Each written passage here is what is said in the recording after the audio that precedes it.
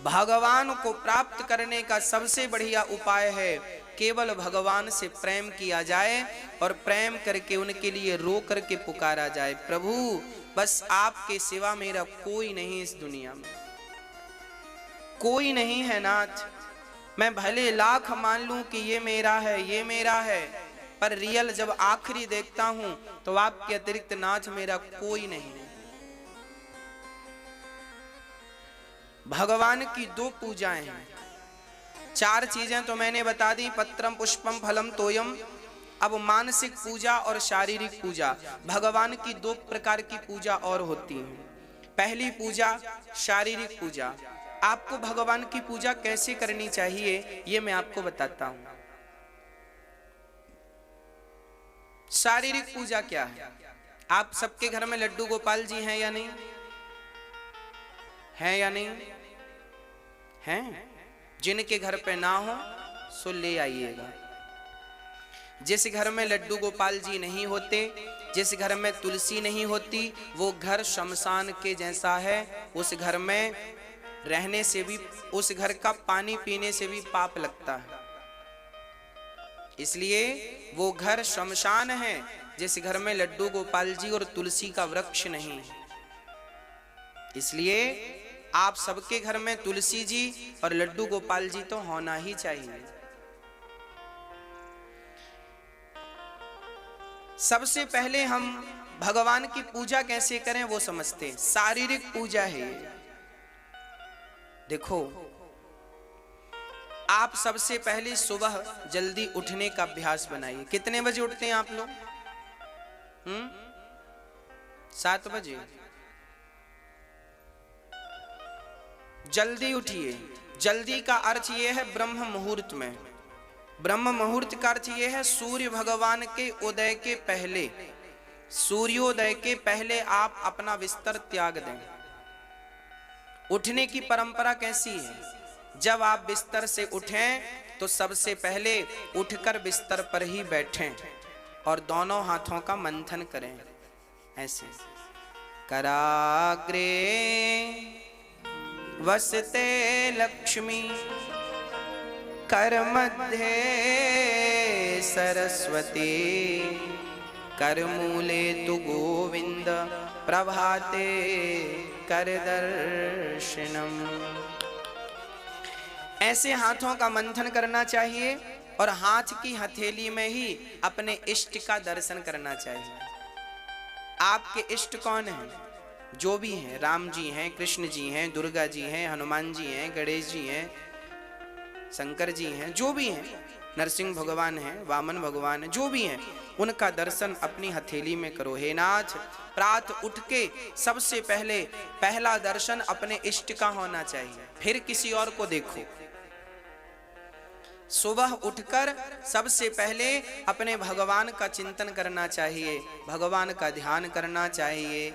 हरे राम राम राम हरे हरे, हरे कृष्ण जय श्रीमन्नारायण जय श्रीमन्नारायण जय। आप लक्ष्मी नारायण के उपासक हैं तो माता लक्ष्मी चरण दबा रही हैं, ऐसा भाव बना कर देखो। आप सीताराम के उपासक हैं, सीताराम जी खड़े हैं, आप दर्शन कर रहे हैं। आप राधे श्याम के उपासक हैं, राधा कृष्ण खड़े हैं, आपकी हथेली में उनका चित्र है। ऐसा देखकर भगवान को प्रणाम करें, पृथ्वी माता को प्रणाम करें और पृथ्वी माता को प्रणाम करके तब आप सुबह 2 गिलास 3 गिलास पानी पीते हैं कि नहीं? 4 गिलास पानी खींच के पीना चाहिए सवेरे सवेरे। तांबे के बर्तन में रात्रि को पानी भर के रख दो। चांदी का पात्र है तो चांदी में भर के रखो, नहीं तो तांबे के पात्र में पानी रात्रि को भर के रखो ढक के, और सवेरे वो पानी पी लो, बच्चों को पिलाओ। बहुत ज्यादा बुद्धि आपको कामयाब बनाएगी। सुबह पानी अमृत की तरह होता है, वो भी बासा पानी। सुबह 4 गिलास पानी पियो, 1 लीटर पानी, 1.5 लीटर पानी, 2 लीटर पानी ज्यादा से ज्यादा पियो और पी करके और फिर 100-200 कदम सवेरे चलो और चल करके फिर जाकर के अपनी क्रियाओं से निवृत्त होकर स्नान करो। सबसे पहला काम स्नान।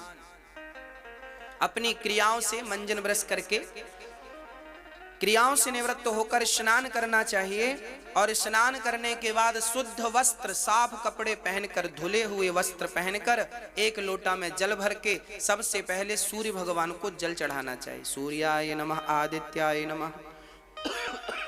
पहला काम हर वैष्णव का, हर भारतीय की पहली जिम्मेदारी है सूर्य भगवान की उपासना। हमारे यहाँ पहली पूजा सूर्य भगवान की होती है। सूर्य भगवान को जल, सूर्याय नमः, सूर्याय नमः। एक सज्जन ने कहा, गुरुजी क्यों सूर्य भगवान को जल चढ़ाएं? हमने कहा ये लाइट जल रही है, इसका बिल देना पड़ेगा कि नहीं? बोलो, हम लोग लाइट जलाते हैं, बिल देना पड़ेगा कि नहीं? हाँ या ना? और सूर्य भगवान रोज आपके घर को रोशनी से भरते हैं। किसानों की फसलों में यदि सूर्य का प्रकाश ना पड़े तो क्या किसानों की फसल में अंकुरित होगा, अंकुरित होंगी? यदि किसानों की फसल में सूर्य का प्रकाश ना पड़े तो अंकुरित नहीं होंगी, याद रखिएगा। हाँ या ना?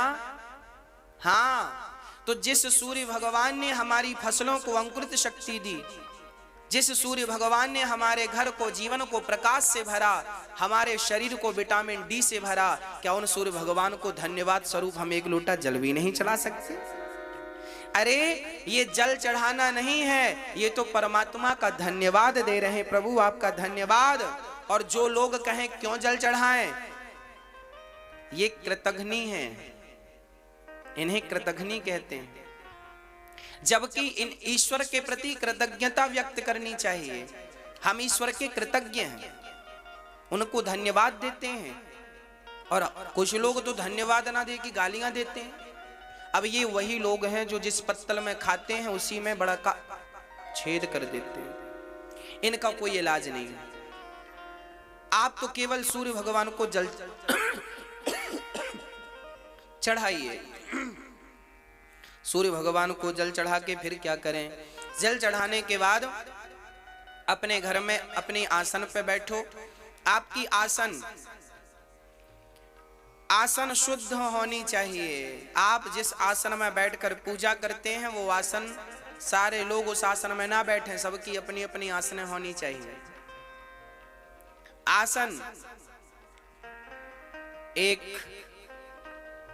माला, एक ही माला से पति पत्नी जप रहे हैं, ये ठीक नहीं है।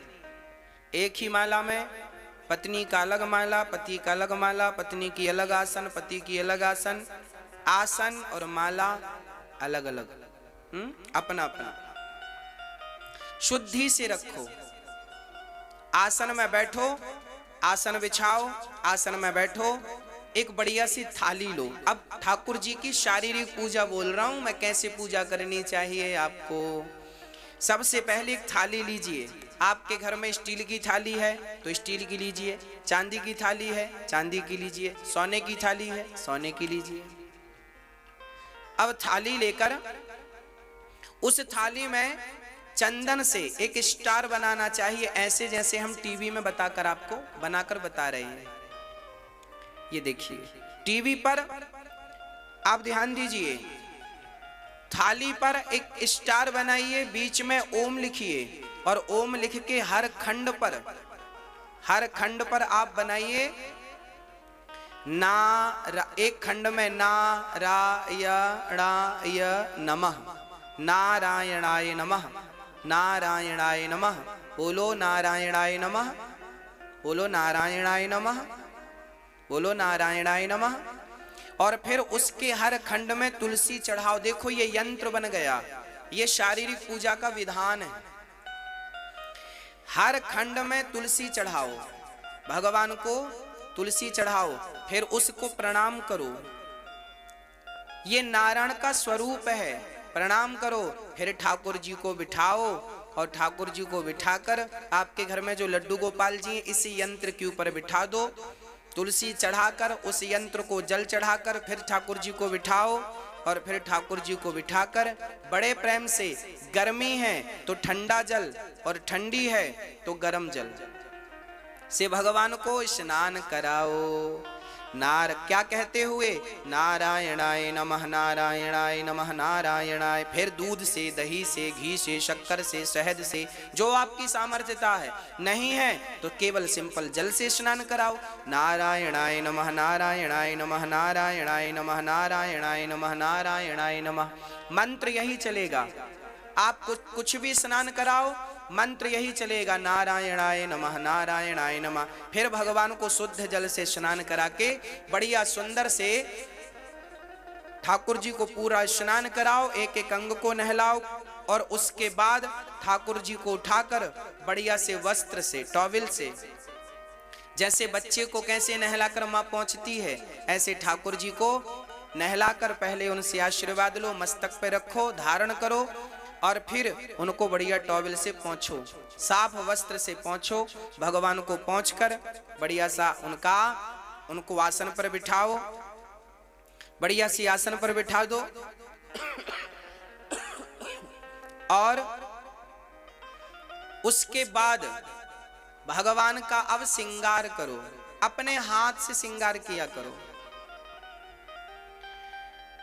उनके कपड़े बदलना, उनके वस्त्र उनको पहनाना, बढ़िया से वस्त्र पहनाओ। ठाकुर जी को वस्त्र पहनाकर उनको यही बार बार मंत्र चलता रहे, नारायणाय नमः, नारायणाय नमः, नारायणाय नमः, नारायणाय नमः। अब वस्त्र पहनाओ।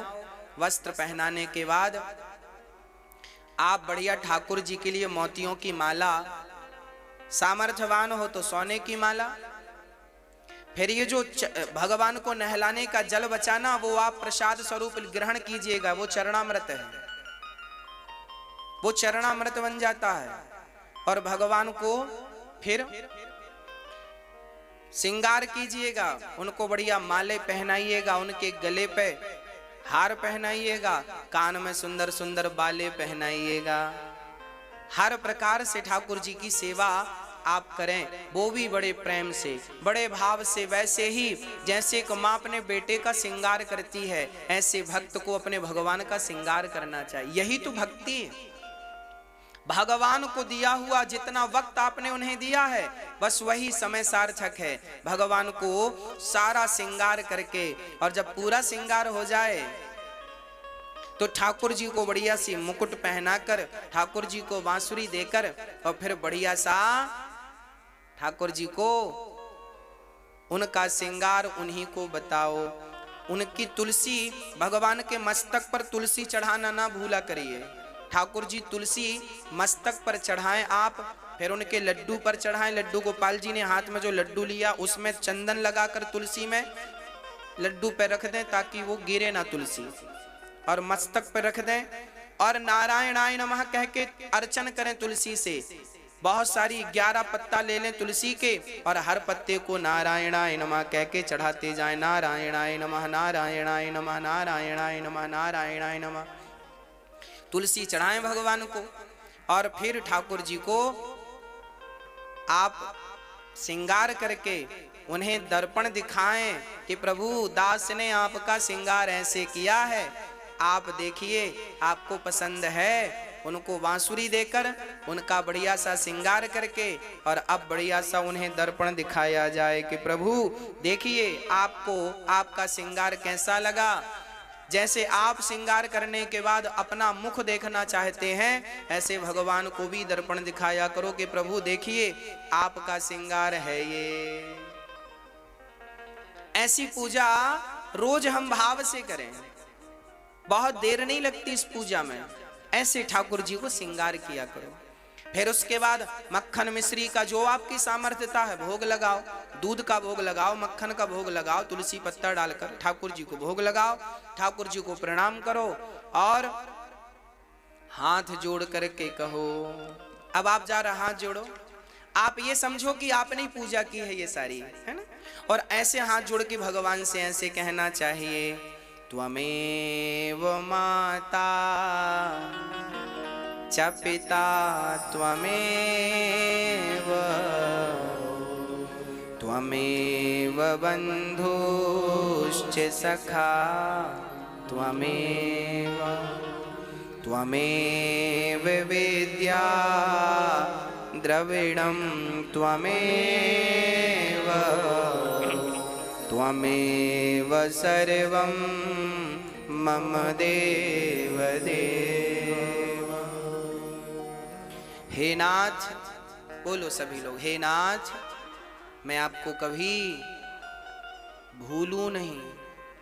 हे नाथ मैं अपराधी हूं, मैं खल हूं, कामी हूं, कपटी हूं, अज्ञानी हूं।